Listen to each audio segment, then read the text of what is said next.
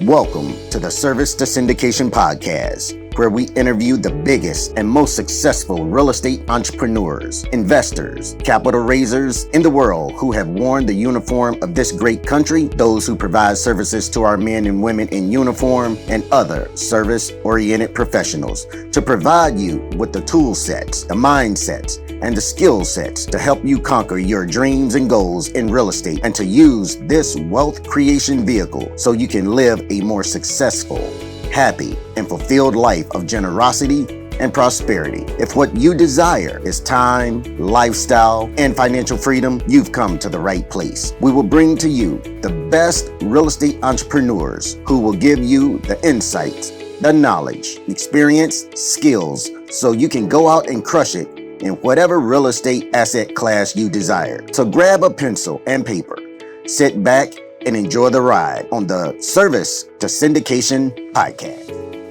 Hello, servicemen and women and other service providers. Welcome to another episode of the Service to Syndication Real Estate Podcast, where we interview the most successful real estate entrepreneurs, investors, capital raisers in the world, where most have donned the uniform of this great country. And we aim to provide the tool sets, mindsets, and skill sets for you to achieve your personal and business goals while using real estate as a wealth creation vehicle to help you live a more successful, happy, and fun-filled life. I'm super excited today because I have Mr. David Pere, who is a top-notch real estate investor. Before I properly introduce our exciting guest to you, I just want to ask a favor of you. Please, if you get some value out of this interview, if you get some type of insight, mindset shift, if you learn a new skill, new information, receive inspiration or motivation to go out and take some action to make some progress in your life, please share this episode with some of your friends. Send it to someone you know who might be or could be interested in real estate. Share it on your social media post, share it on a wall, or share it in your stories. Help us spread our message while you're helping others. For all of you who share this episode, I want to say thank you. Again, everyone, we have David with us. So here's a little bit about David. He joined the Marine Corps in August 2008. Since that time, he has lived in or traveled to many unique places worldwide, including a combat tour in Afghanistan. David got started in real estate investing in 2015. He has house hacked a duplex with the FHA loan and lived in it for a little while until getting married to his beautiful wife, Kimberly, and received orders to Hawaii. While stationed in Hawaii, David bought a 10-unit apartment in Missouri and has continued success in real estate investing with over 100 rental units in his personal portfolio. David has achieved complete financial freedom. Through these experiences, from military to millionaire was born, which is now the largest military real estate investing community in the world, where he helped service members and veterans build wealth through real estate investing, entrepreneurship, and personal finance. David is also the author of the No BS Guide to Military Life: How to Build Wealth, Get Promoted, and Achieve Greatness. All right, David. So the first thing that I do with my guests is that I ask them to walk us through their journey in 75 seconds or less. The floor is yours. Joined the Marine Corps in 2008, and by 2015, I'd made all the typical mistakes that service members make: tattoo, alcohol, chasing women, whatever. No money. So in 2015, I read the book Rich Dad Poor Dad, and that shifted my mindset. And I bought a duplex that year. Lived in one half, rented the other half out. So I didn't completely cover my expenses with that one, but most of the way. That was my first of 3 house hacks that I've done. And then, I jumped in. I saw proof of concept. So I bought a 10 unit apartment, and then I bought a bunch of other, 1 to 4 unit properties. And then ended up with right now we have a 40 unit hotel, a 15 unit or 23 unit apartment, a 28 pad RV park. I have like 8 1 to 4 unit properties, and I'm sure I'm missing something. And then I've passively invested. Well, I'm on the GP side, but invested in 2 syndications with 900 units, and we are under contract to close on one that we're almost done with the raise on for 130 unit hotel, which is pretty sick. Out in that one's like right outside Smoky Mountains. Wow. That's great. That's great. So, normally I would ask about your current portfolio, but you just gave it to me, which is awesome, man. First off, tip my hat to you, and with all the diversification that you currently have in that portfolio. So, what markets do you invest in, or are you market agnostic? Yeah, all the stuff that I own, like a controlling interest in, is located within an hour of me here in Springfield, Missouri. Not because I'm stuck there or only invest there, but when I first started, right, I lived here, so that was easy. And then when I moved out of state, it was Hawaii, and I couldn't. I mean, I was trying to buy deals there. I did get to flip one with a partner, but um, I just couldn't really make it work for buying anything to hold, which stinks because man, that market's just gone crazy the last few years. So I would have been in a really good position had I gotten one of my offers accepted. But the VA loan limit was too low, and there were just a bunch of weird things. Wife was pregnant, just bad timing. We got like 5 or 6 offers out that all got rejected, and finally just lived on base. So then I started going back to, okay, well, if I'm going to do out of state, I might as well go and invest in the same market that I already own a property in, already have a property manager in. So I stuck with Springfield. And then when I got out, I was like, well, that place is affordable. I'll go live there for a little while. So I stuck with Springfield again. So it's really just because I'm here. And then like every now and then people will offer me deals that are out of state, but it doesn't make sense to me. Not because the numbers don't, but I'm like, I've got a plethora of good deals here and I have a team here. Why do I need to venture out?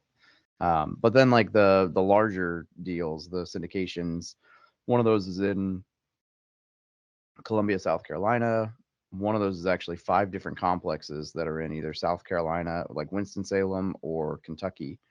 Um, and then the hotel is in Townsend, Tennessee, the one that we're getting ready to close on here in November. Okay. Assuming we can get a Yes. lender. You'd be amazed right now with what's going on with lending. I've never had to submit I feel like I'm doing a VA loan with all the stuff they're asking for. They're like, we need all your personal tax returns from the last 3 years, and your personal financial statement, and your blood type, and your social, and your credit cards, and like, what Your in the world? firstborn. Dude, I'm telling you, I was laughing with my friend. I was like, this is more painful than the last primary residence mortgage I did. I'm like, I need to get my lender in here because my lender's so local, he doesn't lend out of state. But man, he would just be like, oh, it's Dave. Yeah, you guys are good. Yeah. I'm currently going through something similar to that in a deal that I'm doing. It's a joint venture in Arkansas. So I totally understand exactly where you're going with it.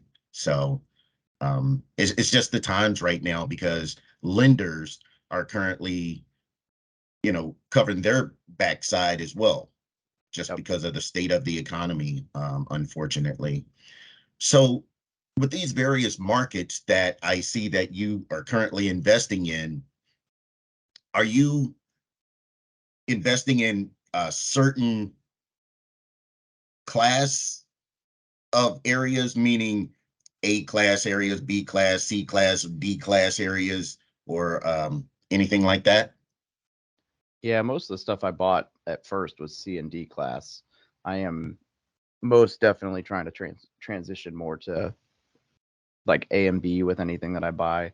But more important than the class for me right now is that I'm not the operator. I don't want to be getting sucked into everything. So like the RV park, it's an RV park. I don't really know. I'm sure there are, A class RV parks, but this is small town RV park, probably a B or C class. Like there's nothing wrong with it. It's just not like, I don't know what you would do to make, I guess it doesn't have a swimming pool and a whatever. Like I'm sure there's ways to make it a luxury RV park, but this is just a place to park a trailer, right? Some decent facilities, but it's an RV park. But like that deal's great. We've almost tripled the gross revenue in the last year. And my favorite thing about that one is that, well, the way that it kind of went down. So I basically just pieced the deal finder and the money partner together and then brought my lender and my LLC creation team in. And I got 10% equity for, not bringing any money down and not doing anything. But the best part is that, my buddy Marty is operating it. And so I did the Google business page. And other than that, I think I've been on 2 calls. Sorry.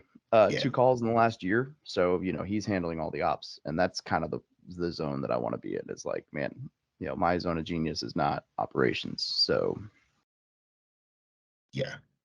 I like that. Right now I am pretty passive as well. Um, and I'll go out, I'll find the money, and put people in deals. However, I am doing, like I said, this joint venture where I will be more active than I really like to be, but I won't be boots on the ground just because of my location and where the asset is. But my partner, he'll be boots on the ground because it's in his backyard, basically. So yeah, nice. I get it. I get it. What part of Um, Arkansas is that in? Jacksonville. Okay, cool. Yeah, yeah. So how are you currently finding your deals? I know you just said that a lot of time, you're helping out the deal finder and stuff like that. So how are you finding these deals that you're getting involved with? Yeah, a lot of them are just coming to me through the network I've built through I run an online community for service members and vets that's got like 250,000 followers. So a lot of stuff kind of just funnels to me. But I also did wholesaling for like 2 years. So a lot of the smaller stuff I own was, I would wholesale 2 or 3 deals in a month, and then I would burr one. So I'd renovate it and then hold on to it as a rental. So there was a lot of off-market stuff that I found for a while. And then right now, a lot of it's almost all off market, but it's either people bringing it to me or, really targeted. So I still send the occasional like set of mailers out to like very unique properties, whether that's right now I'm trying to hit up houses that have been on the market for 90 days without any good offers. There's just a couple different options out there, but yeah. Okay. So when people bring you these opportunities, how do you vet which ones that you're interested in, say, investing in? It's a good question. I mean, obviously the numbers have to play a part, but I'm more interested in uh, the operator, their track record, and the vision. If it's a single family house or something easy like that, then obviously it's just numbers. Like I know my market well enough to be like, oh, if I do XYZ, then it'll rent for this and it'll appraise for this, and that's really all I need. Um, but on the like larger deal side, um, it's um, it's more of a, yeah, I mean, operator specific, track record specific, and then basically like, am I excited about the deal? Mhm. So like right now, apartment complexes have not been the most exciting thing in the world unless you're getting it for a really good deal or you're getting to take on like underlying debt that doesn't have a balloon or but that's what got me about this hotel was like I know enough about hotels from owning one that I could see it was just being poorly operated, and I can see the vision of the guy who I'm partnered with on it. And I've seen him work on 5 or 6 other boutique hotels. So I'm like, all right, I feel really good about this one. This excites me. I love the location. Like, let's go for it. Okay. Okay.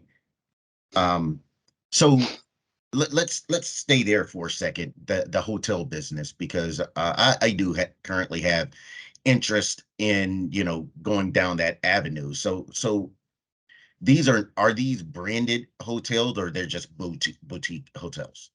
Yeah, they're boutique. The one that I currently own was built as a Comfort Inn, but they lost their flag because the operator was, well, when we took it over, we were still getting phone calls asking if they would if they honored the free night stay for in exchange for a hit of crack. And I'm like, no, I'm glad that used to be how they did business, but no, unfortunately, we will not accept coke or crack or meth for a night's stay.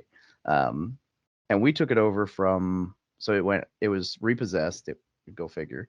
It went REO, and a gentleman named Tom bought it, and his intent was to turn it into assisted living facility. Um, and we just, the city wouldn't rezone it, and so it just so happened that he got a letter from me to a single family house he owned, and he was like, "I'll sell you everything." And that was a 23 unit apartment, a 15 unit apartment, and a 40 unit hotel, and then the single family house was 79 doors. And we went back and forth on everything, and we ended up buying it all. And then we've since sold the house and the 15 unit apartment, and we're doing some renovations on the 23 unit apartment, and we'll finish the sale of that. And then the hotel, uh, we're kind of, it's kind of a weird spot actually that we're in. We've put like 200K into capex. We're up 31% year to date on gross revenue, but because of all the capex, it still hasn't like cash flowed. And so one of my partners is so fed up dealing with the time involved that he's ready to just like take a loss and sell and fire sell. And so I'm about to buy his equity out, and then the other partners like just burn out on it. But I'm like, dude, like guys, we're there. We've got a sign. We've got new rooms being going online. Like we've done all the things. So that one's been just an interesting ride. It's in a small town, so we learned a lot, and we probably overpaid for it, but it's still been. I mean, it's gonna. But I mean, the crazy thing with like real estate, right, is if you put 100 grand into something or 200 grand into something, let's say 100, like if you make $1,000 a month off it, that's a good return. Like that's not bad. That's 12% ROI. And so the thing with the hotel is like, while we're like just at the tipping point of like finally being profitable after all the capex, that's at like 40% occupancy. So as that increases, with marketing and everything else, like everything over that is profit essentially. And it has the potential to kick out, we're making 30 to 35,000 gross a month right now. And it has the Wow. potential to be like 60. So it's like one of those things where I'm like, I'm willing to take the bet on myself, because if I end up getting $5,000 a month out of this thing, it's going to be, or 10 grand a month out of this thing, it's going to be an incredible return on our capital. So, Okay. Okay. So, so because you're a closer, I'm assuming you get brokers, realtors sending you deals and things like that. How do you nurture those relationships? yeah, it depends on the professional, right? Um, my buddy Wes, who's like my go-to for anything residential, he sells all my stuff. He's a really good investor and agent. Like he owns, I think he's at like 2,700 storage units. Um, and then he owns probably 20 or 30 houses, and he does some house flipping and stuff. So like he's an investor himself. Uh, I will nurture that by either we go to lunch. I wouldn't even call it nurture. We're just friends at this point. Like we go to lunch together all the time. I go by his office, and well, I won't say that on a recording. I go to an undisclosed location that he may or may not hang out and bring tequila. You know, we'll go drink at definitely not his office, and he definitely won't come to my office and drink, um, or smoke cigars or whatever. Some of the more like commercial brokers, it's really just touching base here and there and seeing what's up. It's been kind of slow in that regard. It's weird. Springfield is a very strange market. Mm-hmm. I think every market is, but like Springfield it's becoming a bigger city. Like if the town itself is 160, but if you count all the suburbs, it's over 500,000. It's probably close to 600,000 now. Um, so it's a big area, but it still has very small town vibes. And so there's four billionaires in town. There's Johnny Morris, the founder of Bass Pro, Charlie O'Reilly, the founder of O'Reilly Auto Parts, and then there's Jack Stacks, who wrote the Great Book of Business, and there's the guy who owns Prime Trucking, which is the largest privately owned trucking company in the world. But Johnny Morris and Charlie O'Reilly, they make a ton of money, right, through Bass Pro and O'Reilly Auto Parts, but they like to store it in real estate. So those two yahoos probably own half of Springfield's commercial deals. Like Charlie, the running joke is like, good luck finding a mobile home park around here because it's probably owned by the O'Reilly clan and they're going to sell never.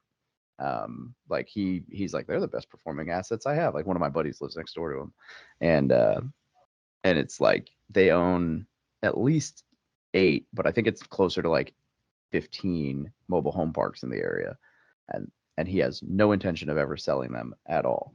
And then him and Johnny for a while were like buying every apartment complex that came on the market to hold. And so it's like this weird game of like, how are you supposed to compete with a guy worth $6 billion when he's able to just buy the apartment in cash and leave it as his store of capital because he believes in the area? And so it's strange because it's like right now the market's not doing incredibly great, but you never really know if it's because, okay, well, nobody's selling their apartment complex right now, or if it's because it went off market to Johnny or Charlie and nobody else saw it because they'll buy it and just like, damn it, how do I? It's a funny game. Yeah, yeah. That kind of reminds me of I went to a real estate conference a couple years back, and there were these two brothers from some small town in Texas. What's that? West Texas. What about 8,000 residents, and they literally own more than half the commercial real estate in that town. They just got into real estate. They took advantage of it, and they are just rock stars in that town. It's like if you really want to do anything in that little town, you go to them. You don't go to the mayor, police chief, and things like that. You go to these guys to see if it's okay to be done. So, yeah, That's I funny. totally understand where you're going with that. Dude, it's funny you say that. We did tax liens the last 2 or 3 years. So we'll go to the tax lien auctions.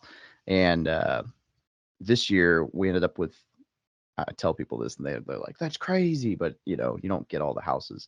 So we got 5 tax liens purchased for $16,900. So in theory, if we don't get paid back, we could get all 5 houses for 17 grand. We have no idea what the condition is. They might not be worth that. You never know. It's a gamut or a gamble. But it's funny you say that because we were planning to buy a lot more. So there were like 40 that we were going to go after. We actually brought 70 grand to the auction. But then of the 40, like 20 of them, 15 or 20 of them had paid back, whatever. But then there's this, like halfway through the auction, this little old lady rolls up. And I mean, she must have been 80. She brought her own chair. She was sitting down, and the first property that goes up in this town outside of the one that we're on the court steps for, she bids on it and she won it. And she was bidding pretty hard. And my buddy Marty was like, man, I wonder if that's like her house or like somebody she knows. Like she's got to have a tie to it.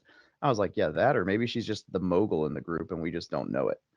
And then I kid you not, every single property that went up in that town, she bought. I mean, she was like at one point, like the auction starts at like $1,200, and they go up to like her and my buddy go up to like 1,500 on it. And she looks at my buddy and she's like, $5 grand.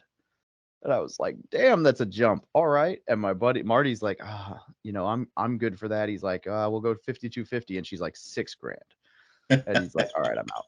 And so we found out later that this lady basically owns that entire town.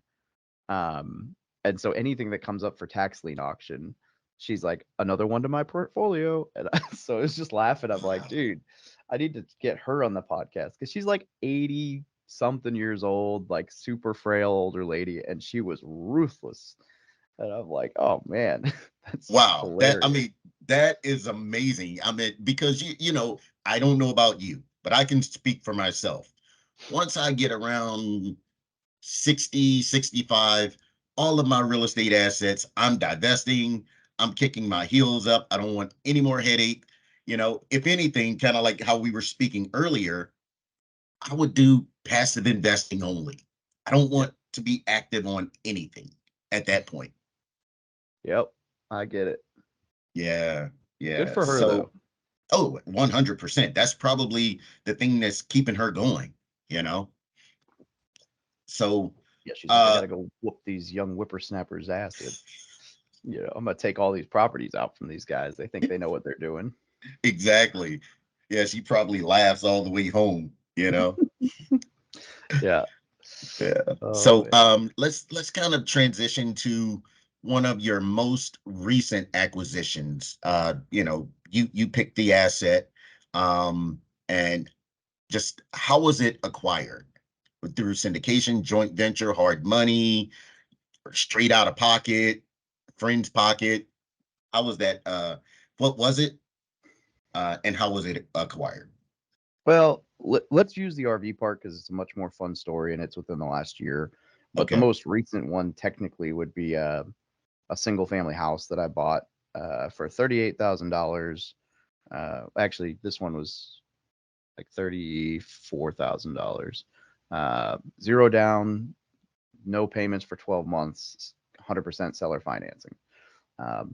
Basically, like it was a house that needed to be flipped really bad, and uh, the seller wasn't necessarily willing to budge on price, but they were okay with the idea of me paying them when the renovation was done.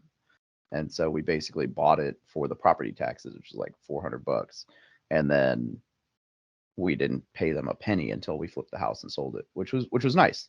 Um, but the RV park is more of a fun story, and it's fairly recent. And I kind of alluded to it already, right? My buddy Marty calls and he's like, "Yo, I got this asset." So funny, real estate agents suck, and that's why we got this thing.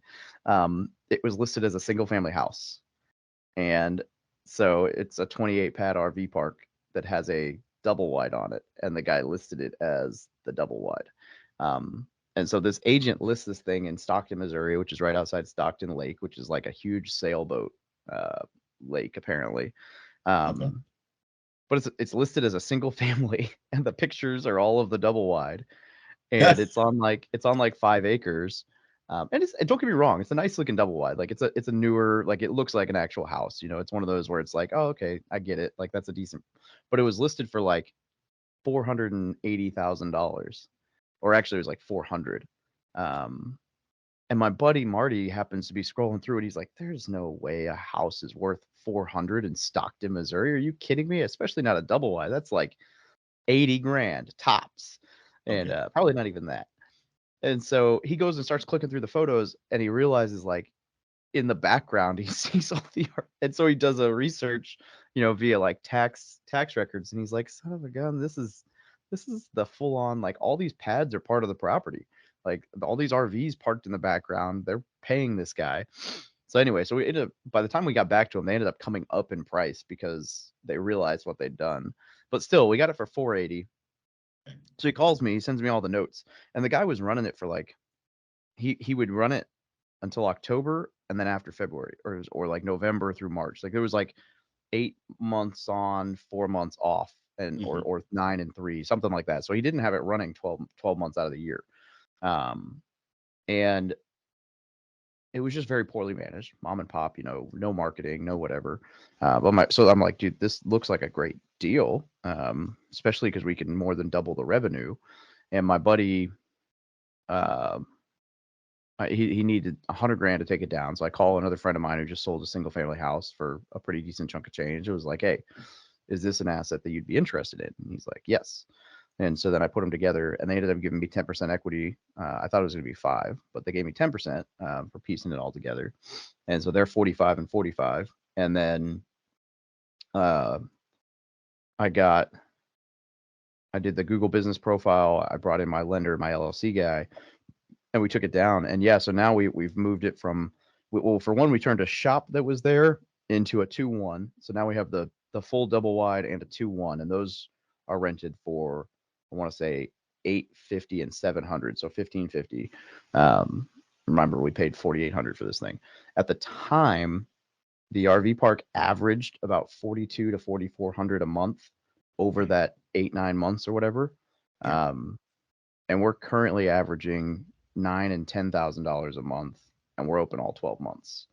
And so, like, we've already had like 6 people book for a year and pay up front, and if they book for a year, it's $4,500. And so we've had like 6 people buy out the year at $4,500. And I'm like, dude, each one of those is equivalent to 1 month's rent last year. And that's 6 of our 28 pads. Then we added, on top of the 28 pads, it's actually more than that now. We've added, I want to say 10 like tent camping spots. And those have been booking decently too. So we're kind of playing with that. And if they work, great. If not, we'll move them to RV. But yeah, we're up to like $9,000-$10,000 a month on average for over the course of a 12-month period instead of a 9-month period. So we've basically tripled the revenue on this thing. Okay. Close to. It's been fun. Yeah. Yes, it sounds like it. So let's stay right here with the RV park. How is it being managed currently? Yeah, so the guy who found it, Marty, is an incredible operator. And so he has a VA and himself, and they basically handle everything. I run the Google page. So like when people comment or ask questions or field stuff through there, I'll send it out to them. But that's pretty much the gist of it is that. And then Marty and his team handle everything else, but we have a online booking software that we use, which I'm drawing a blank on the name of. I could go find it, but I'm sure that's not important. And basically people can just book through there. It's kind of like a hotel system, right? They book their spot, they book their time. So like, unless there's maintenance issues, it's pretty hands off. We did have a pipe or 2 burst last winter, so there's always that, but sweet. Okay.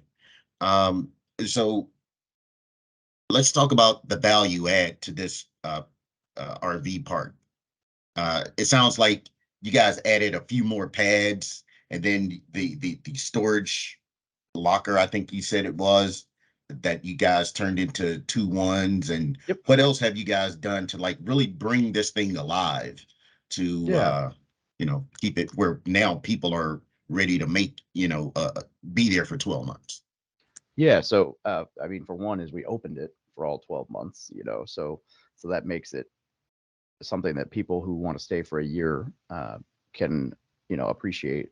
We did a lot to work on reviews, boost reviews. So we went from I think it was like a 3.2 average when we bought it. I think we're at, actually, I don't want to misspeak on that. Let me see where we're at right now.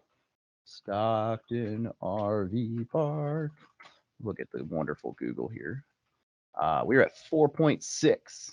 So, wow. So we did that. So we're now the highest reviewed or highest ranking review RV park in the area. We got professional photos taken, including drone footage, so that the marketing on Google and all the other sites looks good. We got a logo made. We got new signage made. We added the laundry. So it's only 2 washer dryers, but we added a laundry facility so people can wash their clothes there. We added some pads. We added that 2-1, and then I think most importantly is that we opened it for 12 months at a time and allowed people to book at a discounted rate 1 year at a time,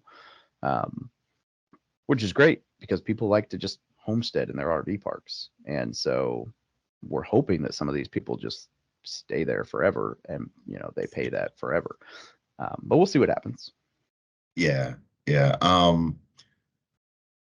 Your friend who found the deal and who's pretty much managing it, may I assume that he found the contractors and all of that, or did you have a play in that as well? Yeah, some of them. I'm close enough that I know my wife has a friend who actually does construction work up there, so he's helped us out with a decent amount of the stuff as well. But my buddy who's managing, he has some handymen too, so kind of between the two of them. Okay. When you guys in your business plan, right before you purchased it, but you guys were under contract, so on and so forth, did you guys have a budget for what you wanted to do? And if Yeah, so, and are you guys on budget? so that's actually I want to say the budget was 100 and we're at like 125, but the extra like 25 is less because of budget overages and more because of adaptations. So we originally didn't plan on expanding any of the our like we didn't anticipate that we would have the occupancy to say, oh, it might be worth opening some tent spots and it might be worth opening some extra RV pads. Um, and so then we got this thing rocking and rolling and we're like, oh, we're operating pretty close to, 80% occupancy on all this stuff, and there is a demand for tent campers, so let's throw some money at some of these sites and turn them around before we need them. So it was more of that than it was just overages. The 100K originally was the down payment and then basic repairs, and so we're not too far off on that, uh, except for the additional capital improvements. Got it. Got it. So, what were some surprises that you guys found while renovating this um, asset? Yeah, honestly, this one wasn't too bad. I've had some properties that I've bought where it's just like, oh, thanks, buddy. But like this one, we kind of knew what we were getting into. So I guess the one thing, we had thought we'd be able to put mobile homes in some of it, and the city wanted nothing to do with that. The zoning is right, but they were basically like, we will run you out of town. Like, okay, well, not worth fighting that battle. So we didn't end up doing that. That wasn't a huge part of the business plan, but it was an option that we had because there were originally 4 mobile home park hookups, and so we figured like, oh, okay, cool. But that was one kind of, I guess, surprise. But other than that, I mean, most of it we knew what we were getting into, right? This was a mom and pop for sure, who between them and the agent didn't even know to list it as a RV park instead of a single family house, and they didn't even operate it for the full year. And then it was kind of like, well, the shop is going to take a full renovation and this is going to, but we like knew most of that going in. um I think probably I wouldn't even say it's a surprise, but like the busted pipes in the winter, we had a freeze come in that was like, it felt like -25 for like 4 days in Missouri, Wow. and we Wow. we burst 3 or 4 pipes during that time and had to get a maintenance guy in there, and that was not anticipated because like they're in the ground, they normally don't freeze like that. Yeah. um, and but I mean that was a weird like freak freeze last year because I had 2 properties that the pipes just exploded in the basements, and I've been through 2 or 3 winters with them, right? So um, it was a bad enough freeze that city utilities found a way to turn on a notification system to call people if they were pushing a abnormal amount of water into their property and say, hey, you might have a leak at this one. So I got a phone call uh, 2 days after Christmas and was like, hey, you might want to go check on 941 West Brower. I'm like, what's up? And they're like, well, you normally average about, 1,000 gallons a month on it, maybe. I don't even know. I'm just making a number up. I have no idea. But they're like, but you're at 65,000 for the last 4 days, so we think there might be a leak. And I'm like, 65,000 gallons? Like, did I fill a swimming pool? They're like, yeah, pretty much. And sure enough, this thing was just pumping water into the basement. Luckily, there was no damage, no real damage, I guess, other than the pipe. And I'm glad that city utilities called me because that property was actually vacant, so I would not have Oh, known for like yeah. another couple of weeks probably. My water bill on that thing was the water bill on that one house was more than my normal utility bill for all of my real estate. And I pay the utilities on all 8 of the houses, and the bill on Mhm. that one house was more for just the water was more than the 8 houses utilities combined. But luckily, uh, they waive that if you're able to show like, hey, it was this damage, we fixed it, whatever. So, I didn't end up having to. I paid it and then I got it back, but yeah. So anyway, so that whole pipes freezing thing was kind of a weird play because it was like everything's broken at all of these houses, but Okay. Wow. Wow. That's pretty good that city utility has that option or that ability to notify people. I mean, that's huge because a lot of times, uh, you know, for those of us who are in, depending on the real estate that you're in, you may never be over at that property and may be in the middle of renovation, or there's just time where you're not there, and all of a sudden you got this leak and you don't find out. You go there and like basically you open the front door and water's pushing out the door, so that was pretty great, for them to be able to yeah, have that. Yeah. yeah, absolutely. So yeah, so let's focus on your team. I'm just, your team. I mean, right now you got a lot of things going on. You have the 1 to 4 units, you got the hotels, you got the RV parks, 900 syndication units. Let's just kind of like focus it right on David's team, in-house team. Who do you have, and what positions do they play? Hey, thank you for tuning in to the Service to Syndication podcast. If you are a military service man or woman, government employee, or any other service related professional, this is for you. I once was where you are. As a service member, I lived paycheck to paycheck. As a government employee, I knew there was more out there for me. I tried all the get rich quick schemes. None of them worked. Then a friend of mine introduced me to real estate investing. I am a commercial multifamily syndicator who helps those who have served in the military and those who provide services to our men and women in uniform and other service-oriented professionals achieve their time, lifestyle, and financial freedom by investing passively into multifamily real estate. If you know that this life has more in store for you, I invite you to tune into the Service to Syndication podcast to learn the tools, tricks, and concepts to help you achieve the time, lifestyle, and financial freedom that comes with investing in real estate. So go over to cobbscreekcapital.us. That is COBBSCREEKCAPITAL.US and schedule a call so that we can get to know one another and see how we can work together to help you achieve your goals. It's not going to align with any of your normal syndicators. I have a executive assistant or admin, Okay. right? Which I think should be the first hire for anybody and everybody. It's a great time saver. It is amazing. Like you create templates on what emails you send all the time and scheduling and this, that, and the other, and then you just stop worrying about it, which is so nice. And then I have, and this is where it's going to deviate from everyone else who answers this for you. I have a VA video editor. I have a copywriter, and I have a graphic designer. And basically, I'm just going all in on content for my community, my brand, right? That attracts. I have found that attracts capital, that attracts deals, but more importantly, like it's fulfilling. I get to help my community. I help service members and vets achieve financial freedom, and so it's not necessarily a real estate team. Because most of the deals that I'm doing, I mean, don't get me wrong, I have contractors that I work with, and I have, but they're not necessarily my team.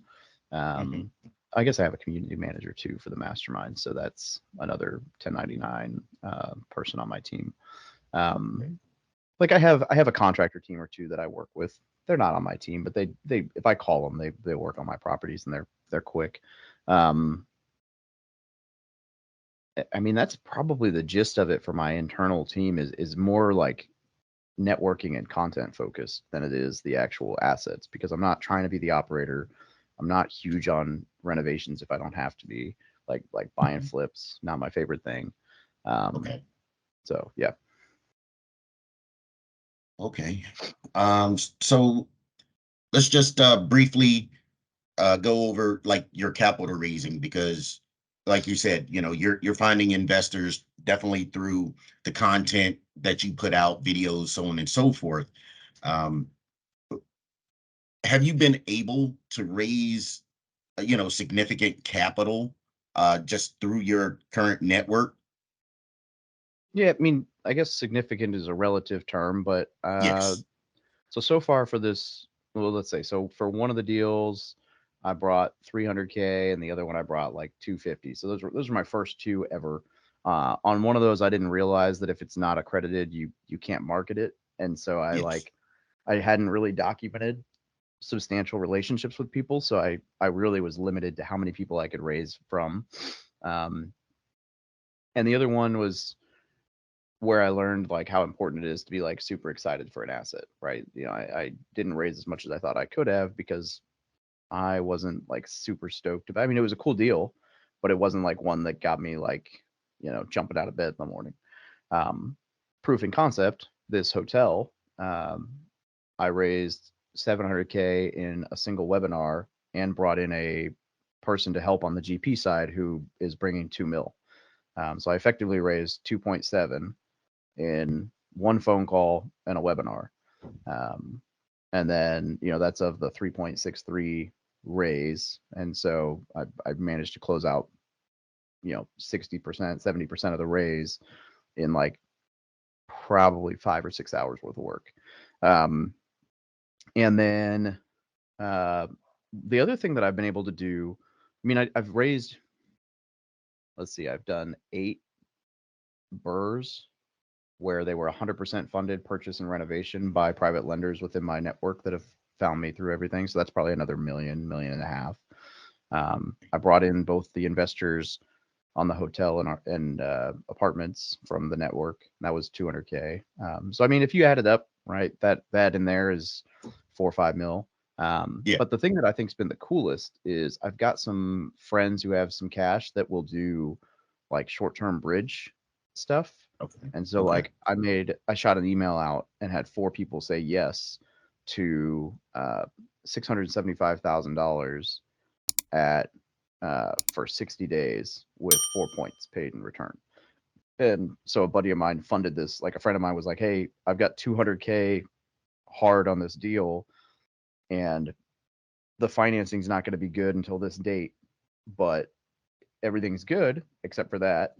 Um, they were like, "If you know anyone who will lend this amount, we'll pay this." And I was able to get it funded to him in 4 days. Wow. And I'm currently working another deal like that. We'll see if it ends up working out. I've got 2 people today that I'm going to get a phone call back from with their thoughts and talk to them. But a buddy of mine needs 5 million for a line of, basically like 5 million to sit in a bank account for 90 days. Yeah. And once that's seasoned, then the bank will approve a $50 million line of credit is kind of the gist for business acquisitions. Um, and this Okay. guy's got a couple businesses and a track record and whatever. It's just he doesn't have 5 mil liquid. And so literally, he was like, "Yo, if you can get me 5 mil, I'll pay whoever that investor is back 6 mil in 90 days." So 20% return. I mean, that's 80% year over year on, like, that's pretty sweet. Like he's Yeah. absolutely compensating for the risk. Um, and he was like, "I'll give you 250 for finding it." And so Wow. that's kind of my like right now, that's my move. I'm like, "Oh shoot. That's cool."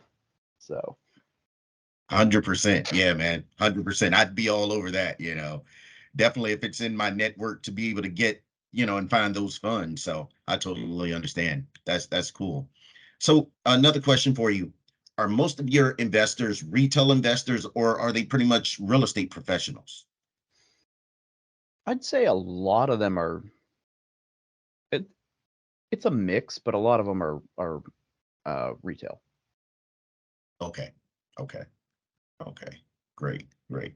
And I know you just said you have video editors, content writers, executive assistants, so on and so forth.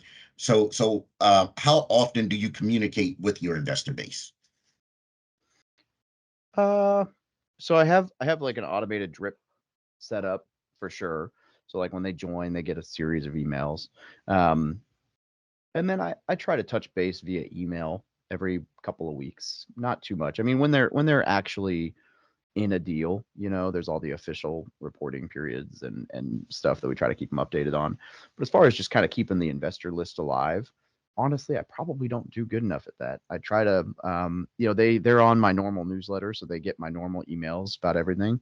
But I need to kind of focus on doing like a specific email separate to just my investor pool. Occasionally I do that, but uh, it's not an all the time thing. So Okay. Okay. Cool.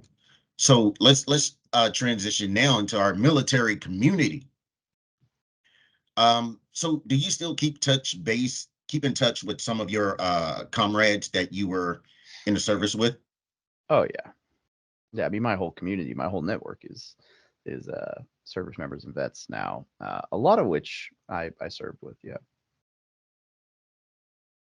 Right. So now when you're speaking with some of your comrades who are not in real estate, do your conversations kind of veer off to real estate?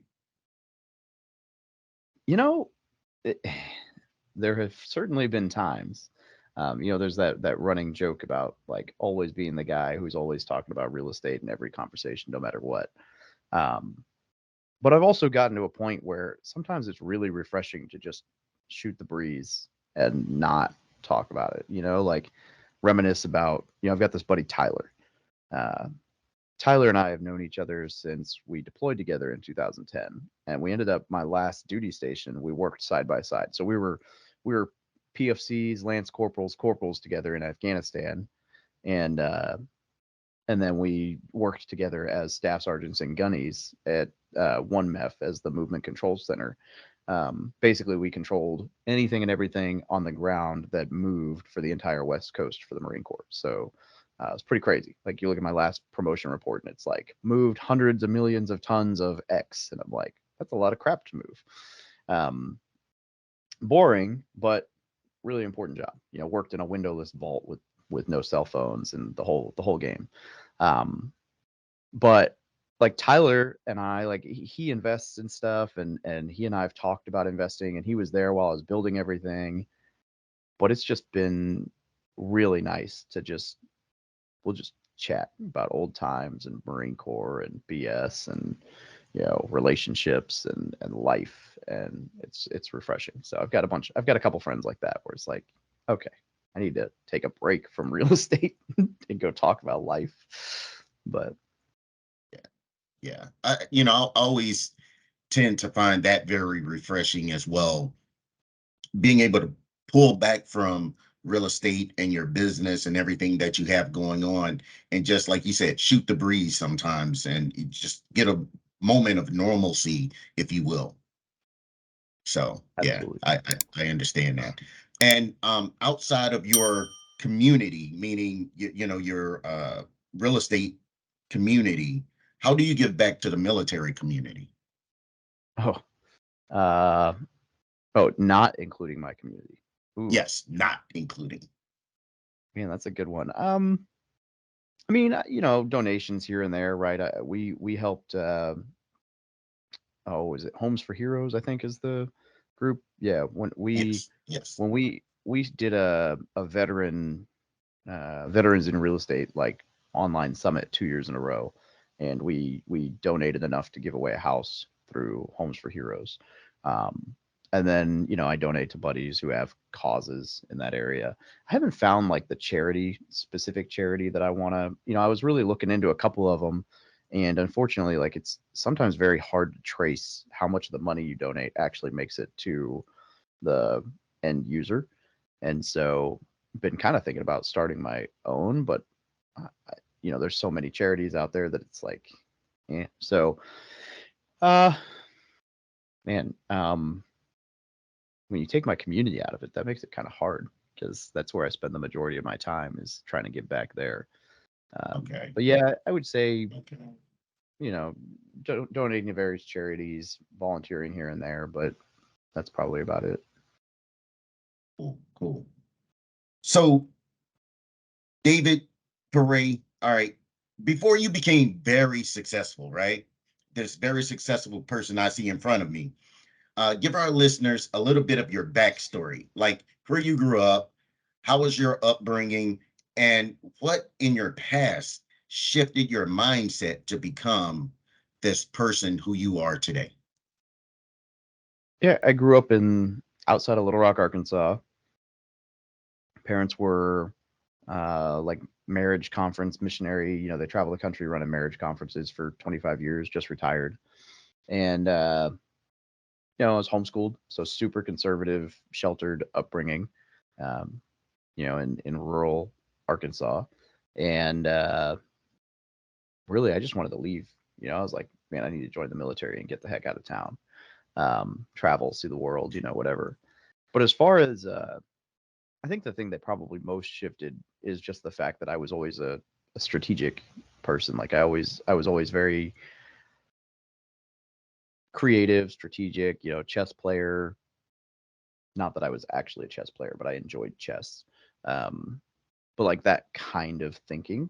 And so that I think is what really kind of led me to be successful in this unique space, is like being able to creatively think through problems and stuff. Yeah. Okay. Okay. Man, this has been a blast. I mean, time has flown. I'm not even sure how long we've been going now, but this has been super awesome. This is one thing that I like, when I have these interviews, for it to just be organic and, it just flows. But, so before we end this podcast, I got a few last questions.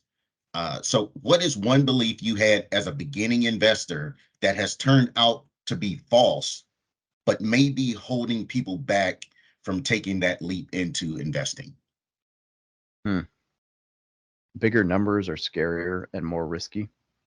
Like the idea that $100,000 duplex that rents for $1,000 a month is less scary and more secure than $1 million property that rents for $10,000 a month. The numbers are the exact same, right? The risk is there.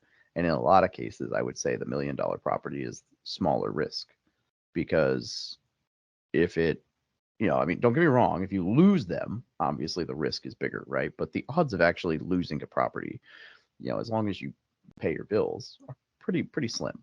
But that $10,000 a month goes a lot further when, like, an HVAC replacement on a single family that's 100 grand is not much cheaper. It's not 10 times cheaper than $1 million HVAC, like $1 million home's HVAC, right? A stove is the same price. It might be a little bit more expensive if you buy a nicer quality stove, depending on what the asset is. But it's like, okay, if I'm making $10,000 a month, buying a new stove doesn't kill my cash flow. But it does on $1,000 a month. It might kill 3 months of cash flow.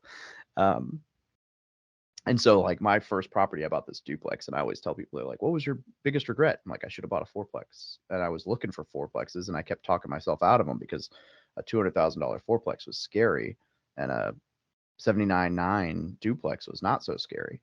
And don't get me wrong, I won on that duplex, but I bought it for 79.9 and sold it this year for 165. If I'd bought a fourplex for 200K and had the same return, I'd be up 200K, and I would have made 600 a month instead of being up 100K and making 200 a month, 300 a month. So I think just that, like, that mindset at the beginning of being scared to go big, like, don't get me wrong, you should always be risk averse to an extent and be safe and be conservative, but not to the point where you scare yourself just because the purchase price is higher. Like, if the numbers were, there are $1 million deals out there that are 10 times better than $100,000 deals. Okay. All right. Knowing what you know now, what piece of advice would you give yourself at the beginning of your real estate journey to make yourself have faster, easier, and smoother success? Well, part of this wouldn't apply to most people, because when I started in 2015 to now, knowing what I know now, it would be, oh my God, the market's going to be amazing. Like, I kind of thought we were towards the top of a cycle, and boy, was I wrong. So I would tell myself, Go all in, buy every single thing you possibly can, no matter what it takes, and hold it for a few years, because even if you bought the worst property ever, you'll be able to flip it. So as long as you can hold the damn thing, I would buy it. That would be what I would yell at myself. Buy everything, no matter what. I don't know that that is necessarily the advice I would give right this moment. But the things that stuck true that would be the same are, I would surround myself with people who are already doing what I want to do or have already done what I want to do. And I would listen to their advice. So if I got to pay to be in a mastermind group, I'd pay to be in a mastermind group. If I needed a coach, I'd pay for a coach. Like, I would invest in that side of things more than I did at the beginning. Okay, cool. What strategies would you recommend to a beginner that has led to some of your success? And I think networking is probably the biggest one, right? Just getting out there, making sure everybody knows what you're doing, making sure people can find you if they're looking to do that in your area, going to the local real estate investor meetups, and just talking to people, because some of the most fruitful things that I've ever had come up were through that. Okay. Yeah. So final question, is there any person, whether they're in real estate or not, that has led to your success? Oh, there's a ton of them. I don't know that there's a single person I would point to. I don't consider myself to have a mentor. I kind of consider myself to have like a mentor in this field and a mentor in that field and a mentor in, I mean, obviously like Robert Kiyosaki and Brandon Turner, because they kind of sparked the interest in the beginning. And then I've been fortunate enough to become friends with Brandon, so he's helped me a lot through the years. But yeah, I don't know that I would attribute it to any one person. Okay. All right. Well, David, it has been a blast having you as our guest today. As we close out, please tell our listeners where they can learn more about you, get in touch with you, and learn about all the fabulous things that you have going on right now. Yeah, the best way to do that would be to go to thebestpodcastguest.com, and you can I got a free copy of my book there, and then I've got all my social media linked, so you can go follow me on whatever your favorite platform is, get connected to the community. And that's once again, that's thebestpodcastguest.com. All right. All right. David, again, thank you for your time today and all the wisdom you have provided to our listeners. It's greatly appreciated. I want to thank you for tuning in to the Service to Syndication podcast, where we want to provide value to you and your investing business. Please tune in to our next episode, where we will interview another fantastic investing professional. See you all next time. Thanks for listening to the Service to Syndication podcast. We want you to know that we love and appreciate your support, and we are grateful about being a part of your journey to becoming a successful real estate entrepreneur. Please share this episode with a friend who you think will get a lot out of what you just heard. Send it to someone who you know is interested in real estate and dreams of having it all and being the best they can be in all areas of life. And if this was really valuable, share it on your social media stories and timelines. Thank you for watching and listening. Now go be great.